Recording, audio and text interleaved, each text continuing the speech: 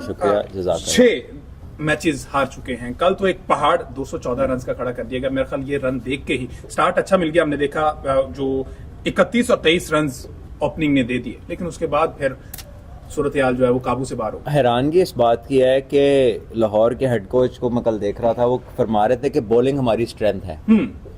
मैं स्कोर आप 200 से कम नहीं खाते। तो दूसरी चीज जो आपकी स्ट्रेंथ ही नहीं है वो इसको कैसे करेगी?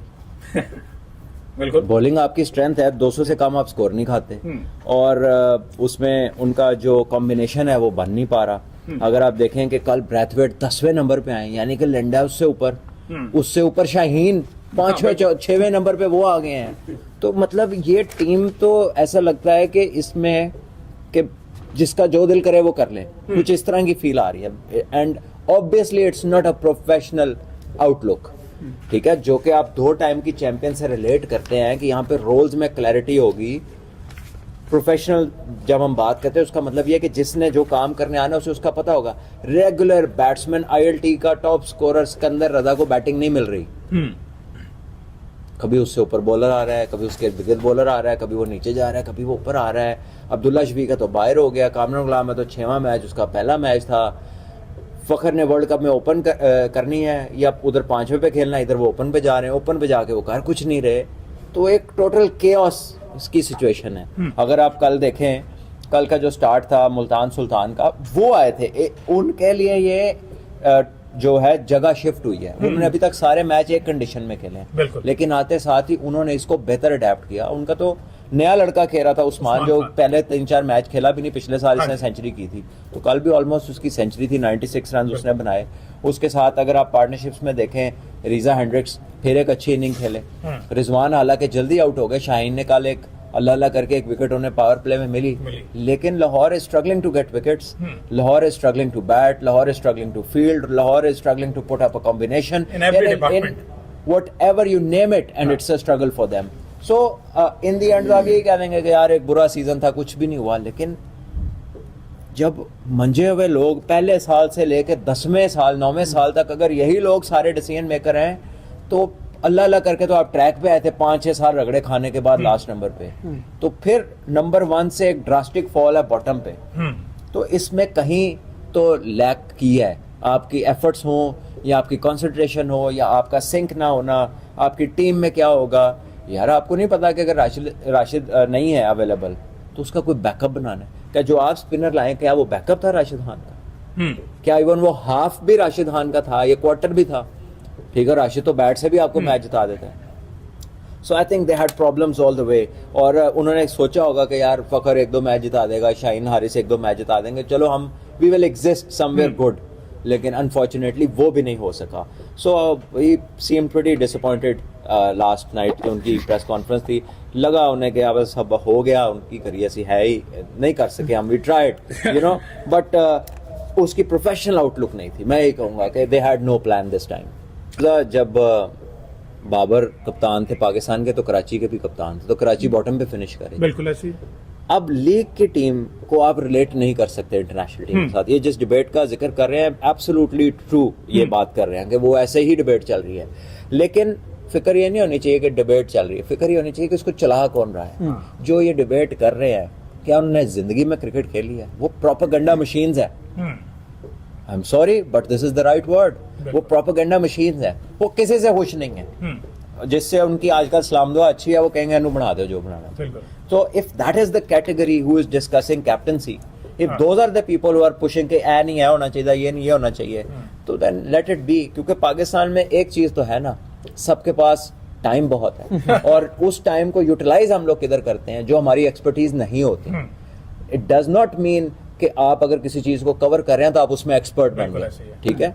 तो अब एक एक्सपर्ट की राय है और एक वो राय है जो जगह जगह की राय है। तो आपकी मर्जी है, ये जो शोर जरूर डालते हैं वो, क्योंकि ज्यादा हैं वो शोर जरूर डालते हैं, लेकिन professionals have to see through things professionally. बिल्कुल जी, मेजॉरिटी इज अथॉरिटी, यहाँ पर इसका इम्प्लीमेंट नहीं होना चाहिए। और आपको एक और मजे की बात बताऊं, एक ग्रुप है वो बाबर की कप्तानी के पीछे पड़ा हुआ है, एक ग्रुप है वो शाहीन के पीछे पड़ा हुआ है, लेकिन दोनों ही मेरिट पे बात नहीं करने को तैयार।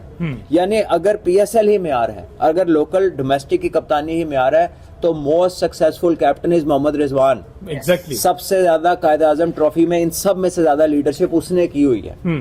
तो अगर आपने किसी ऐसे बंदे को बनाना था जिसकी फिंगर टिप्स पे सारी ये जान पहचान हो और जिसका टैक्टिकली बड़ा स्ट्रांग हो और रिजल्ट्स लिए हो उसने और हर फॉर्मेट को लीड किया हो, तो उसका तो नाम ही कोई नहीं लेता रिजवान का। ठीक है, हर एक ने अपना अपना कॉर्नर मल्ला हुआ है।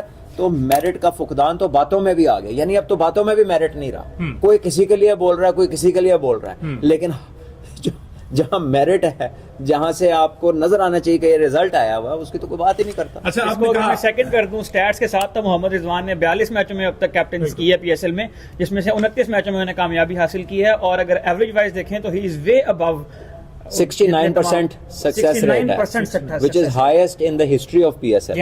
और ये मोहम्मद रिजवान और मैचेस वाइज मेरे ख्याल सरफराज है, क्योंकि वो पहले सीजन से मोहम्मद सरफराज ने जो कि 80 मैचेस के अंदर कप्तानी कर रखी है, तो एवरेज वाइज सरफराज जो है वो 47% पे हैं, लेकिन मोहम्मद रिजवान की जो एवरेज है मैच विनिंग की वो 69% है, जो कि सेकंड पे जो कप्तान है उनसे 15% ज्यादा है। बिल्कुल। अच्छा, आपने कहा कि किसी भी पॉइंट पर किसी भी तरीके से कुछ भी करा दो परफॉर्म कर जाएंगे।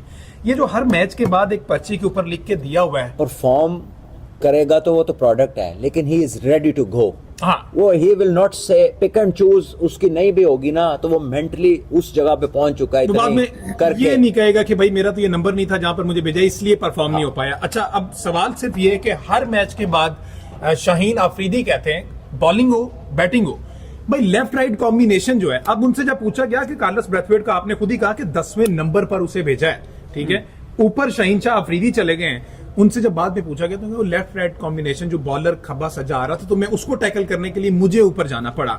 तो ये आया कौन है भाई? आकिब जावेद सब पुराने जमाने के हैं, लाइक वो 90s के खेलने वाले हैं, वो कहते हैं कि उस टाइम पे ऐसा नहीं, लेकिन अब क्यों अग्री कर रहे हैं वो इस चीज से कि भाई ठीक है। हमजा हल्फन मैं इस पे कुछ कहना नहीं चाहता कि हमारे करंट कैप्टन है, लेकिन ये जितनी ये टर्म्स है ना, ये अग्रेशन हो गई, ये इंटेंट हो गया, ये आपका स्मार्ट क्रिकेट हो गई, ये जो आप अभी जिसपे left and right combination matchup, ये ब्लोन आउट ऑफ प्रोपोर्शन है, ये पागल बना रहे हैं लोगों को। यार आप लोग क्या समझते हैं कि दूसरे का कोई इक्विपमेंट नहीं है, उसको क्रिकेट का पता नहीं है? What are you talking about? यानी लेफ्ट राइट करना चाहे बॉलर भेज दो। और अगर एक बैट्समैन है, he is not qualified to be called a batsman, अगर वो लेफ्ट राइट को देखकर खेलता है कि यार इसको तो मैं खेल सकता हूँ, इसको मैं खेल, वो तो को बेटा सीख के आ, तू तो अभी तैयार ही नहीं है। ये कब से आ गई चीज कि अगर मैं बैटिंग पे गया हूं तो यार ये वसीम भाई बॉलिंग कर रहे हैं, जैसे वकार भाई कर रहे हैं, तो मैं इनको तो खेल सकता हूं, इनको मैं नहीं खेल सकता। यानी अजीब हम मस्तियों में पड़ गए हैं, ये प्रोफेशनल क्रिकेट है। ठीक है। तो अब ये बहाना है कि जी वो ऐसे करना था तो ऐसे, अगर ऐसे करना ही था तो भाई फिर किसी बैट्समैन को यूटिलाइज करते ना। सही, ठीक है जी।